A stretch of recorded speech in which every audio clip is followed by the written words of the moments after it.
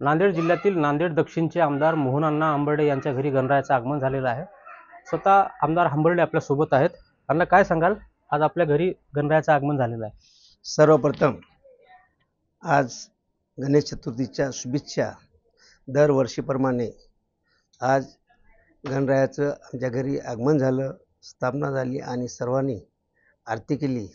आणि आरती करत असताना मी यावर्षी अतिवृष्टी जास्त झालेली आहे आणि लोकांच्या घरात बी पाणी शिरलेलं आहे।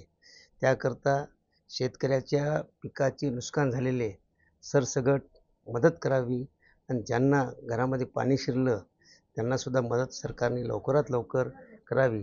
त्याचप्रमाणे आज बघितलं असतं, आज गणरायाकडे साकडं काय घातलं आहे? गणरायाकडे हे सगळं घातलं। आता विधानसभाचे इलेक्शन लागत आहेत, येत्या 2 महिन्यात होतील।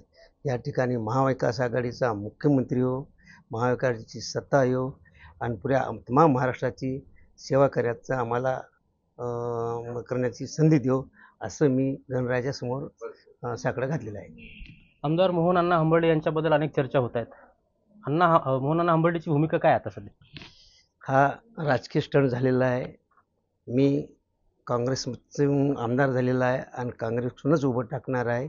हा फक्त राजकीय करता माझ्या विरोधात काही लोकांनी भाजपमध्ये जाणार अशी चर्चा झालेली आहे, पण तसं काही नसताना मी काँग्रेसकडूनच उभं टाकणार आहे।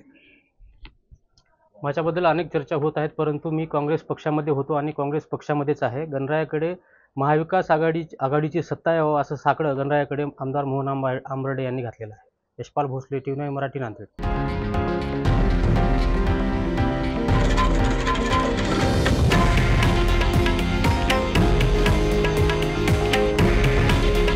हे आहे देशातील नंबर 1 न्यूज नेटवर्क आणि आपण पाहत आहात TV9 मराठी।